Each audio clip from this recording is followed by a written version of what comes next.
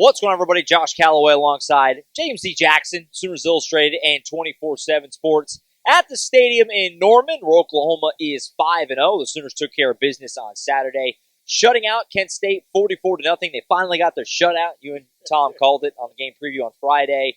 Defense dominated. Obviously, the massive point of intrigue in this game, though, James, was Michael Hawkins. He takes over for John Mateer. Mateer was here. He was dressed out, had a big brace on his hand/thumb. Obviously, no telling still at this point what next week will look like. Brent Venables said post-game he's planning to not have John Mateer, which he's not gonna tip his hand and say one way or another, so that really means nothing. But let's get into Michael Hawkins, James. I mean, that's where the intrigue lies with this game, right? Was how he was going to look. We tried to just remove the Temple game. Let's not let that infect us too much and go into this with a clean slate and a fresh mind. First time in Ben Arbuckle's offense. What did you think? I think the scary thing, if you're an Oklahoma fan, is just, and we're honest here. We're going to be honest. That's what we're here for.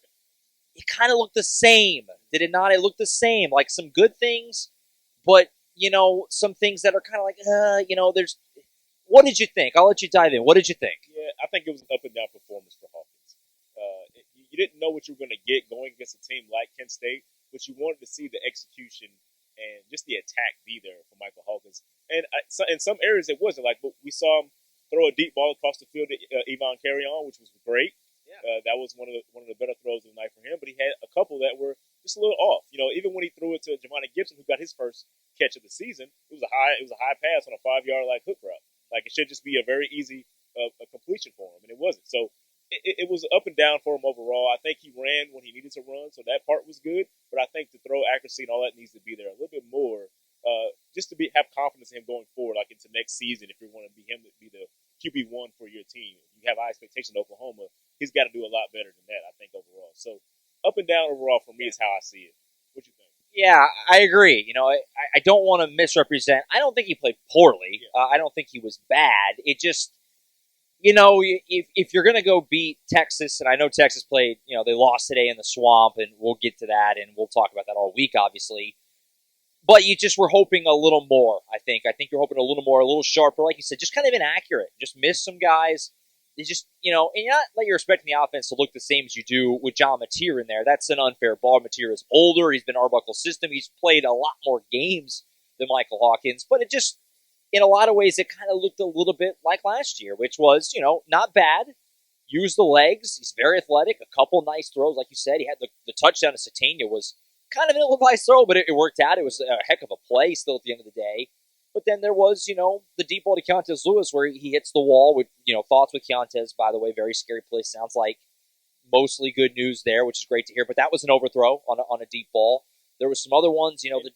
Do we think that maybe affected what he had going on the rest of the day? Because that was his first throw of the game.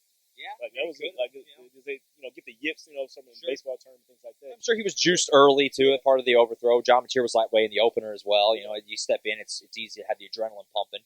But, again, it wasn't bad, but, I think we all were just hoping for a little more. And especially if they're going to try and go into Texas next weekend and win that with him under center when we don't know. I mean, John Mateer is going to try to play. That he's going to do everything he can this week. And they've said, hey, we're not ruling anything out. Brent Venables said we're just going to act like Hawkins is the guy until otherwise. But, if he's going to be the guy next week, you kind of were just hoping just a more obvious jump from last year. And it just kind of looked the same in a lot of ways, which, again, isn't awful, but it's just, we saw that last year in Texas. And it's a different situation, better offense, more weapons, all that. But it's just, I think you could kind of feel it in the whole stadium. Like every time they wanted to see him come out here and be electric and light it up and have a big game. And every time he missed a throw where it was just inaccurate, it was kind of like a groan from the stadium, oh no, we were hoping for a little more than this. So we'll see, I guess. Any other thoughts there? It's far from a bad quarterback performance. It wasn't bad. We've seen a couple of those here at Oklahoma, but you also, I feel like you're always being compared to those Heisman quarterbacks like Baker and Kyler and Jalen. Those guys, just up right there. now, John Mateer. Right now, like you're always going to compare to that. So when you don't see it go as well as that, you think, okay, I don't know. You have little doubts here and there, but there's still time for Hawkins. Like we said, he's still a young quarterback, sophomore quarterback. It's time for him to get to develop more, and he can do that still. So just didn't see it tonight. Basically, we thought we would see a little bit more from him tonight, and we didn't. So that's overall what I thought of it. Yeah, And at the end of the day, it's his fifth start. It's his first start of this season, and it's just unfairly so. I mean, if we're looking at the bar being can they go win next week and beyond in the SEC if he has to continue to play if John's not ready, that's where the bar is. And I think if anything, it got more murky today after what we saw elsewhere on the offense. They kind of ran the ball. There were some good things. Torrey Blaylock had himself another nice game. Jay Knott, here we go. He got involved. He showed a little juice. I thought Jay Knott looked pretty good. I think, was it the huge rushing day you were probably hoping for? Not necessarily, but Blaylock looked good. They got Jay Knott involved. He's certainly a small sample size, but that was by far the best he's looked this season. I thought there were some things in the running game to feel okay about, right, moving forward. Yeah, I saw some good things. As you said with Jay Knott, he got involved. He was out there as receiver as well, doing that and running the football pretty well when he got his opportunity. So really like what I saw out of him. He obviously didn't break for a touchdown, but you saw the positive signs that he's moving forward, that he's getting better. I know it's Kent State, but you still see some of those things. You see some of those explosive bursts that he has here and there. So that was good to see from him overall. Just seeing that for the run game, because that's going to help. As you say, got to get into this SEC gauntlet. You're going to need more running backs than just Torrey Blaylock. So you have to develop somebody else, and it was good to see what he did out there today. No doubt. Isaiah Satania, really good again. 2 touchdowns. He continues to be awesome. He's been great. After that first couple of weeks where he just was a little quieter, it was more Burks and Keontez Lewis. He has exploded from the Temple game on. He's been absolutely awesome. They got Giovanni Gibson back today. He did have a catch. It was just the one. I think just the one. But good to see him out there. We talked about it on Friday. I really wasn't worried about the stats. It was much more like just how does he look. I thought he moved pretty good the little bit he played. So nice to see Giovanni get out there and get involved again. Obviously, the news moving forward is going to be Keontez. How serious is it? We don't really know anything in terms of what the actual injury is. He just, deep ball in this end zone, just ran right into the wall. It's a brick wall in this end zone. Obviously, very slow to get up. Scary scene. Again, sounds like mostly okay. He was alert. He's been walking around, they said on the radio broadcast. In good spirits, it sounds like. So hopefully nothing super long-term. Obviously, he's been really good. He's been a big part of this offense. So you got Giovanni Gibson back, but it looks like you might have lost Keontez Lewis, at least for a little while. We'll find out, obviously, more over the course of the week. But, offensively, it was fine. It was fine. Anything else there? I thought it was okay. I want to give the positive news to Isaiah Satania. He's been balling out, as you said. So, we don't want to just make it a whole negative show overall, but Isaiah Satania was really good out there tonight. Got the 2 touchdowns. He said he got the first one and was happy that he could do that for Keontez Lewis, who could have had his. So that was a good moment for him, even though it was a wild throw and under coverage, under pressure from just making that throw. So, just good game for Isaiah Satania overall. Great in the punt return game. I know we're going to get into special teams, but Isaiah Satania just continuously has been a really good player for Oklahoma this season. No doubt.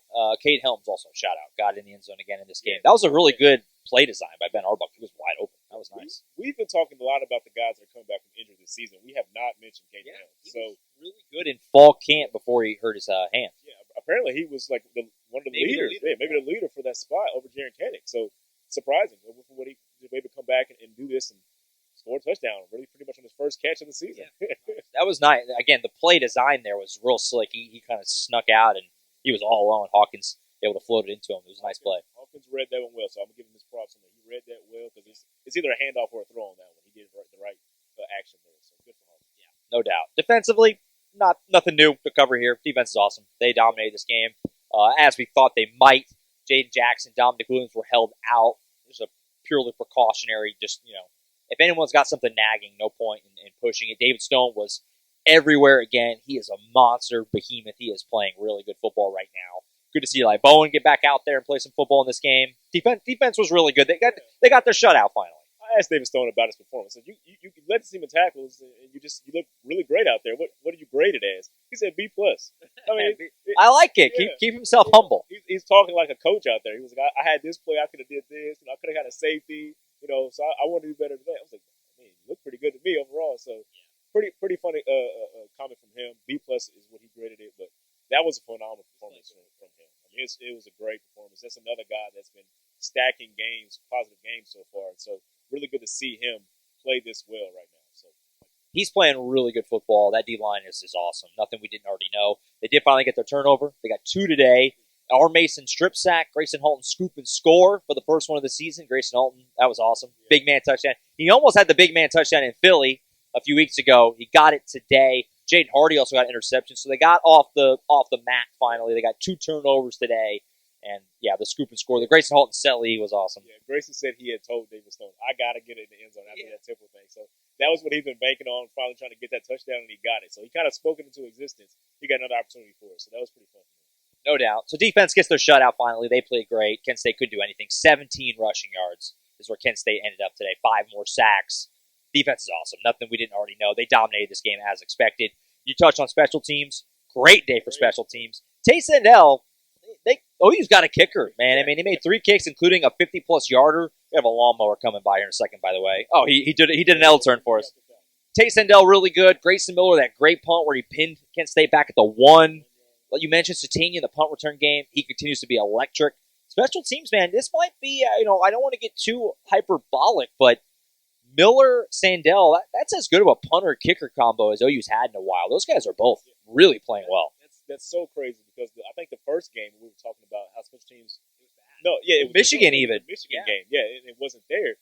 They've come along this season. Like Grayson Miller is just one phenomenal story, as you've seen throughout our YouTube channel with all the things that he has said. It's just been great for him and what Sandell's been able to do. It was a 49-yarder, I think, the first one, and a 38-yarder, and that 55-yarder. I was like, oh, they're going to kick the field goal. And he just nailed it. I mean, it didn't look like he had any trouble with it at all. So Plenty of leg. Yeah, he's playing well. He's only missed 1 field goal this season. So that's a really good sign for this special teams unit. They're just playing very well right now. Yeah, for a minute, we'll talk about that. I mean, you get into these SEC games, these one-possession games, having a kicker you feel good about is huge, and he's going to have to do it on the road. You acknowledge that, but so far, looking great. And Grayson Miller continues to be amazing. He's been fantastic. He's been so good in the punt game. I skimmed the Tay Sandell. It was a 39-yard, not 38. Don't cost him a yard, man. Don't want to cost him a yard. But yeah, it was a good day for him overall. Special teams is phenomenal from just what they did today. I mean, it's looking good. Yeah, it's looking good. All right, so big question now. Texas week. I mentioned earlier, Texas goes down in the swamp today to Florida. Obviously, Florida's just 1-3 on the season. I mentioned it. Was at the Monday pod, I think I talked about it. Would it shock anyone if they had problems in Gainesville? I don't think so. And they had more than problems. They lost. So Texas is going to be licking their wounds. They're going to be 3-2 going into Dallas next week. OU obviously sitting at 5-0. I guess the obvious question, with what you saw today from Michael Hawkins and what you've seen all year from this defense, and what we've seen from Texas and what we haven't seen from Arch Manning, your confidence level. I mean, we're going to have the show on Monday. We'll have the preview next week, obviously. So I'm not asking you to make a pick right now or anything, but where are you at with Oklahoma? Like, yeah, they can go in next weekend even if John Mateer is out. I think clearly if Mateer is playing, you feel good. Yeah. But if he's not playing, where are you at right now with what you saw today and what you've seen from this defense all year? I still feel pretty good about it. I mean, I think Oklahoma's defense is that good, and I've seen Arch Manning have some issues with top defenses. He's not playing well, and I think Brent Venables has some things schemed up for him, as he does with a lot of young quarterbacks. I know Arch Manning's not necessarily young in terms of his grade in school, but he's young on the field overall for in college level. So I think that's going to play a part into it. And I think this team, they're ready to get back out there and beat Texas because of how they've lost to Texas for the last couple of seasons. That's what Grayson Halton said. He's 1-2 right now against Texas. He's ready to even the score. And so he's already thinking about it. He's already thinking about that as we speak. So that's a good sign for Oklahoma, I think, going into it. The defense is going to play a really big role in that.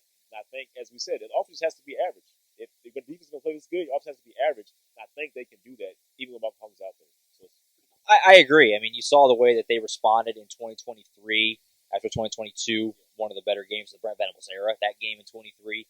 I expect similar, next week, and we'll get into it all throughout the week. I do believe, honestly, even though what we said earlier, which was I was hoping for a little more, honestly, today for Michael Hawkins, I still think Oklahoma can definitely win next week. Maybe I'm crazy. Maybe I'm being a homer. I don't know. But I think with what Texas has done this year, I would favor Oklahoma, not by a lot, but like a 1.5, 2.5. You want to do like a spread.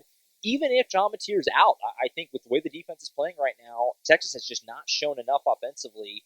I think you have to still feel like you can win, even if it is Michael Hawkins. If it's John Mateer, I think you feel great. But I think Oklahoma can win next week with Michael Hawkins, although I don't feel as confident in that as maybe before today.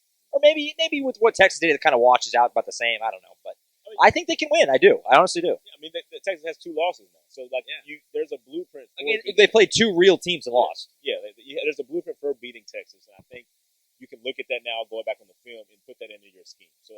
all that plays a part into it. But I think Oklahoma has the overall better team because of the defense that they have, and the offense can be average. And you have those guys like Isaiah Centennial on the outside, Deion Burks. Deion Burks didn't have a phenomenal day today, but like a big game like that, he's bound to do something. He did it against Michigan. He's bound to get out there again and do something like that. So I want to see what they can do from there. It's going to be a fun week. It always is the biggest week for OU football every year. It's one of the biggest rivalries in sports, certainly in college football. Oklahoma and Texas next week in Dallas at the State Fair. We're all going to be there. It's going to be awesome, as it always is. All the hoopla around Arch Manning and the John Mateer discourse. It'll be going all week. He had the brace on. There was a ton of OU fans. I'm sure you saw a bunch too that were like, gamesmanship. He doesn't need the brace. It's just all, playing mind games. And I wouldn't put that past anyone at OU, but who knows? It's going to be a conversation all week of can John Mateer get out there and play? We'll have plenty of time to talk about it, and it's going to be a fun week as it always is. But that's it for now for us from here. Oklahoma beats Kent State 44-0. They go to 5-0 to start the 2025 season. Back to SEC play next week. Oklahoma, Texas down at the Cotton Bowl, the Red River rivalry. It's going to be a lot of fun next weekend. We'll have all week to set it up. Full coverage over the website, oklahoma.247sports.com from James, Tom Green, Colin Kennedy, Blake, and Koviak as well. Full post-game reaction on the YouTube channel. Brent Venables, Ben Arbuckle, Michael Hawkins, along with a slew of other players, is there for you also over on the YouTube channel. That's it for now. We'll see you Monday with Tom for the podcast to break this all down and look ahead to Texas a little bit. For James D. Jackson, I'm Josh Callaway signing off from Norman. Oklahoma gets it done. They knock off Kent State to move to 5-0 to start the 2025 season.